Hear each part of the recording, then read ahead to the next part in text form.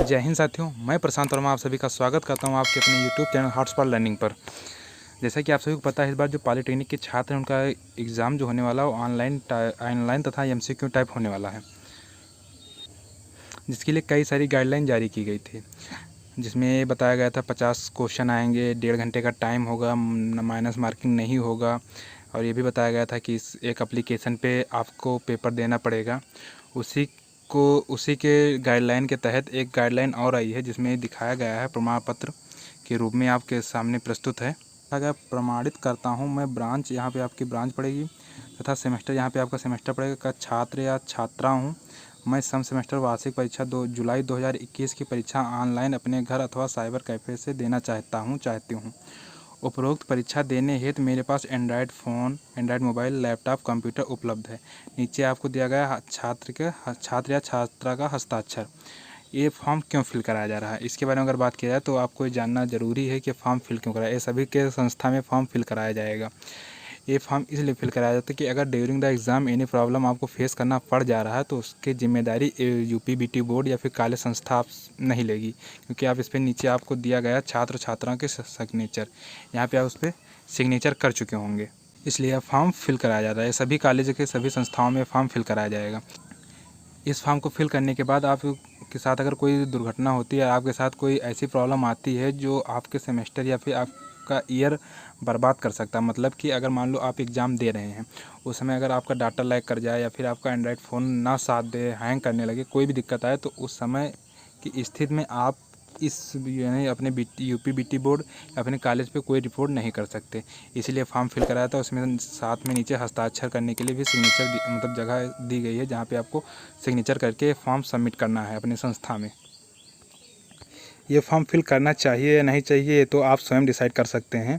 बस हम इस फॉर्म के बारे में कुछ आपको बता दें कि हाँ, ये फॉर्म सही है या गलत है, हम लोगों के साथ क्या हो रहा है। अगर बात किया जाए इस फॉर्म से रिलेटेड, तो इससे पहले हमें ये नहीं पता है कि वो जो सॉफ्टवेयर पे एग्ज़ाम होगा वो सॉफ्टवेयर सही काम करेगा या नहीं करेगा, क्योंकि हम लोग अभी उस पर ना तो मॉक टेस्ट दिए हैं, ना तो उसके बारे में हमें कुछ पता है। एप्लीकेशन होगा या फिर कोई साइट होगी, क्या होगा कुछ नहीं पता है। और उसके बाद भी हम लोगों से ज़बरदस्ती फिल करवाया जा रहा है कि आप ये फॉर्म फिल करो, ताकि एग्ज़ाम के टाइम कोई भी दिक्कत अगर आ रही है तो आप हम लोग पे कोई ब्लेम ना लगा के आप स्वयं जिम्मेदार उस चीज़ के होंगे जो आपको प्रॉब्लम फेस करनी पड़ रही है। इसमें ये कहीं नोटिस में नहीं लिखा गया कि अगर आपका नेटवर्क लैग कर रहा है, अगर आपका डाटा स्पीड नहीं चल रहा है, तब भी आप इस पर मतलब डाटा स्पीड नहीं चल रहा है तो उसके ज़िम्मेदार आप नहीं होंगे, उसके ज़िम्मेदार भी आप ही होंगे।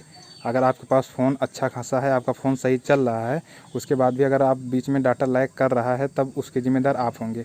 अब आप ये कहेंगे कि बीच में डाटा लैग कैसे करेगा, तो इसके बारे में अगर हम बात बताएं तो जो ये एप्लीकेशन बिल्ड किया गया यानी जो सॉफ्टवेयर बनाया गया है, ये सॉफ्टवेयर मैक्सिमम कितने लोग पे ट्रायल किया गया हो, बहुत अगर हम बात करें तो लगभग ये 2-4-10 हज़ार लोगों पे ही ट्रायल किया गया होगा।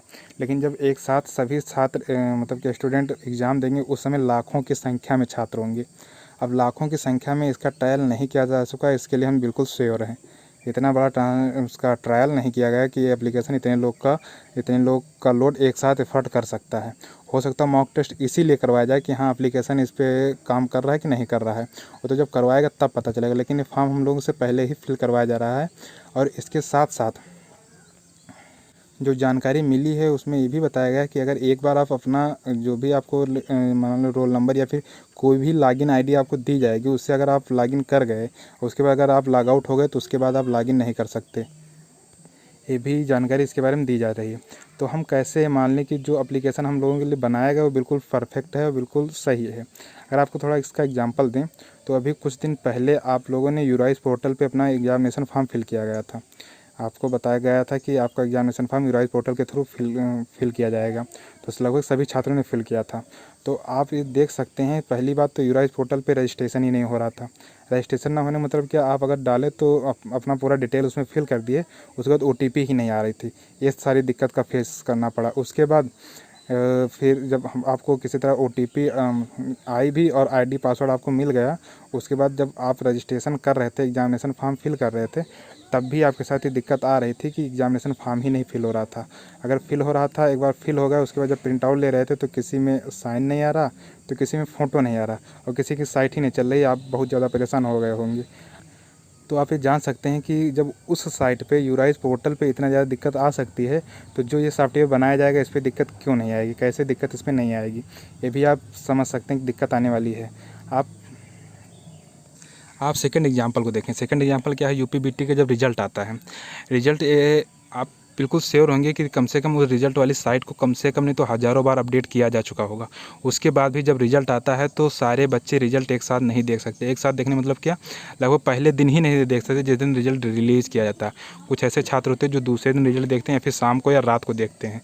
जिस दिन रिज़ल्ट रिलीज़ किया जाता है, जिस दिन रिज़ल्ट डिक्लेयर किया जाता है, उस दिन सारे बच्चे रिज़ल्ट नहीं देख पाते। क्यों? क्योंकि साइट ही नहीं वर्क करती है। कितना भी आपका डाटा स्पीड हाई हो, आप वाईफाई लगाएं हो, कुछ भी लगवाए हों, लेकिन वो साइट ही नहीं चल रही तो वाईफाई क्या कर लेगा वहाँ पे। तो इस तरह का प्रॉब्लम इस एप्लीकेशन पे भी आ सकते हैं। यूराइज पोर्टल की बात किया है तो यूराइज पोर्टल को क्या अपडेट नहीं किया गया होगा, तब से कई बार अपडेट किया गया होगा। उसके बाद भी यूराइज पोर्टल आज भी वैसे है। अगर आप रजिस्ट्रेशन करने की कोशिश करें तो आज भी एक बार में रजिस्ट्रेशन उस पर नहीं होने वाला है। आप ये बिल्कुल समझ सकते हैं। अगर रजिस्ट्रेशन भी हो गया तो लॉगिन नहीं होगा, लॉगिन होगा तो आप उस पर जो काम करना चाहेंगे वो भी काम नहीं होगा। अभी हम हाल ही की बात बताते हैं। कॉलेज की तरफ से first year, first semester, second semester तथा थर्ड सेमेस्टर, फोर्थ सेमेस्टर का नंबर मांगे गए थे। तो बहुत कम छात्रों के पास फर्स्ट ईयर का रिज़ल्ट था। तो उन्होंने जब ये कहा कि रिज़ल्ट कहाँ मिलेगा, तो उनको हम सजेस्ट किए कि आप यूराइज पोर्टल पे रिज़ल्ट का एक सेक्शन है, वहाँ पे आप अपना फर्स्ट ईयर का रिज़ल्ट डाउनलोड कर सकते हैं। तो कई सारे बच्चे वहाँ पर अपना फर्स्ट ईयर का रिज़ल्ट नहीं डाउनलोड कर पा रहे थे यूराइज पोर्टल की वजह से। इतनी इस तरह वो साइट चल रही थी कि रिज़ल्ट भी नहीं डाउनलोड हो, जबकि इस समय उस पर ज़्यादा कोई लोड नहीं है। लोड जब होता है तब, जैसे एग्जामिनेशन फॉर्म फिल करना हो या फिर कोई उस पर एक साथ जब सभी कॉलेजों का वर्क होता है तब उस पर वो लोड होता है। तो इसमें इतना ज़्यादा लोड भी उसमें तब भी वो साइट नहीं चल रही थी। तो हम ये कैसे मान लें कि जो हमारा एप्लीकेशन होगा जिस पे हमारा एग्जामिनेशन होगा, ऑनलाइन एग्जामिनेशन होगा, वो प्रॉपर वर्क करेगा। और ये भी कहा गया है कि आप अगर ये फॉर्म फिल कर दिए, जो आपको फॉर्म शो किया जा रहा है, अगर आप ये फॉर्म फिल कर दिए तो इसके बाद से कॉलेज संस्था, कॉलेज की कोई गारंटी नहीं रहेगी और आप यूपीबीटी की भी कोई गारंटी नहीं रहेगी। तो अगर आप देखो, अगर आपका एक एग्ज़ाम छूट गया, मान लो किसी टेक्निकल इशू के कारण आप एक एग्ज़ाम छूट गया, फिर आप लॉगिन किए, उसके बाद आपका आईडी पासवर्ड नहीं एक्सेस कर रहा है या कोई दिक्कत आ गई उसमें टेक्निकल प्रॉब्लम के तहत, तो आपका तो एक सब्जेक्ट, एक पेपर छूट जाएगा, आपकी तो बैक आ जाएगी। वो फाइनल ईयर स्टूडेंट के बैक का मतलब समझ रहे हैं क्या होता? 1 ईयर डिप्लोमा डिले हो जाएगा उनका। यानी 1 साल, जो 3 साल में डिप्लोमा मिलना चाहिए वो 4 साल में डिप्लोमा मिलेगा। इन सब चीज़ों को यूपीबीटी को भी सोचना चाहिए। कॉलेज तरफ से भी इसका रिपोर्ट करना चाहिए कि हाँ, छात्र कैसे इस पर रजिस्ट्रेशन कर दे। ये आप सभी के कॉलेज में ये फॉर्म फिल करवाया जाएगा, यूपीबीटी की साइट तरफ से है। ये कोई कॉलेज अपनी तरफ से नहीं करवा रही, कॉलेज की इसमें कोई गलती नहीं है। बोर्ड अपनी तरफ से सारी डिटेल मांग रहा है तो बोर्ड को देना पड़ेगा, कॉलेज भी देगा ये डिटेल। लेकिन ये तो उनको सोचना चाहिए कि छात्र कैसे यकीन कर लें कि ये साइट हमें या फिर वो जो एप्लीकेशन हमें दिया जाएगा वो प्रॉपर वर्क करेगा। और आगे आप तो समझदार हैं कि हाँ, इस पे ये फॉर्म फिल किया जाए या ना किया जाए, आप स्वयं डिसीजन ले सकते हैं आपके लिए क्या बेटर है, क्या आपके लिए नहीं बेटर है। आप इस फॉर्म फिल करने के बाद अपने आप को सुरक्षित समझ रहे हैं या फिर अपने आप असुरक्षित समझ रहे हैं, ये आप स्वयं डिसाइड कर सकते हैं। तो ये एक इम्पॉर्टेंट नोटिफिकेशन थी। आप इस नोटिफिकेशन को ज़्यादा से ज़्यादा शेयर करें ताकि जितने बच्चे जागरूक हो सकें, ये जागरूक हो जाएं इससे। हमारा सिर्फ उद्देश्य यही था कि आप सभी लोगों को इस नोटिस के बारे में जागरूक करना कि ये नोटिस हमारे लिए कितना यूज़फुल है और कितना हार्मफुल है। आई होप आप ये सब चीज़ समझ गए होंगे। तो बस इस वीडियो में इतना ही, मिलते हैं किसी नेक्स्ट वीडियो में, तब तक के लिए धन्यवाद, जय हिंद।